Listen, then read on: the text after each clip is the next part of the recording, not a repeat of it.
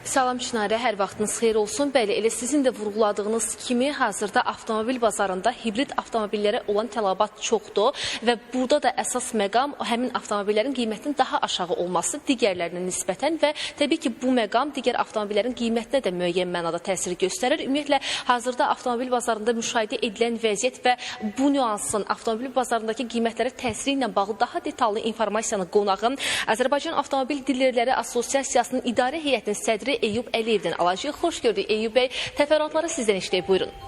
Bildiyiniz kimi ölkəmizdə artıq bir neçə ildir ki, ekoloji təmiz nəqliyyat vasitələrinə elektrik və hibrid avtomobillərə xüsusi güzəştlər tətbiq olunur və hibrid avtomobillər bu səbəbdən daha çox dəbdədir, daha çox maraq dairəsindədir və vətəndaşlar həm ekoloji cəhətdən, həm ekonomluq cəhətdən hibrid avtomobillərə üstünlük verirlər və sözsüz ki, bu avtomobillərin daha çox satılması digər avtomobillərin satış statistikasını, dinamikasını bir qədər aşağı sarıb, xüsusən də daxili yanma mühərrikli avtomobillərin satış statistikaları bir qədər aşağı düşüb. Bununla yanaşı ikinci əl bazarında da durğunluq müşahidə olunur. Amma bildiyiniz kimi 2026-cı ildən həmən güzəştlərin müddəti bitir və uzadılmayacaq və bundan sonra biz bazarda görünən odur ki, fərqli bir bazar görəcəyik, müşahidə edəcəyik. Həmin müşahidə edəcəyimiz bazarla bağlı kiçik məlumat da siz eşidək, zəhmət olmasa.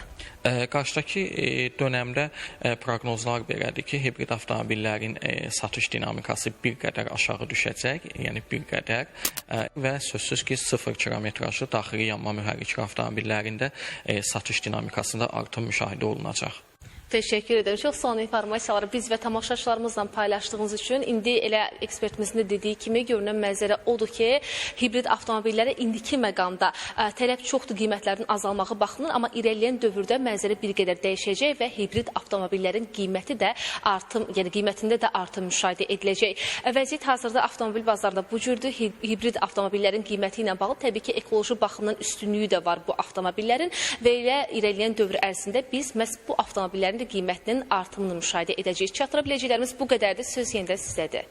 Təşəkkürümü bildirirəm Rəqsənə. Ən azından insanlar hibrid avtomobilləri almağa təşviq edilirdi və bu axım başladı. Axım başlayan kimi yenidən dedilər ki, balans pozulur. Bu səbəbdən də güzəştlər ləğv olunacaq və qiymətlər də artacaq. Yəni, düşünürəm ki, bir müddətdə buna icazə vermək olardı. Həm hibrid avtomobillərdən istifadəni təşviq etmək istiqamətində, həm də insanların ən azından avtomobillərini yeniləməsi müstəvisində daha yaxşı avtomobilə sahib olmağa çalışırlar və bu avtomobil də hibrid avtomobildirsə, yəni həm də elektriklə çalışırsa, nə gözəl.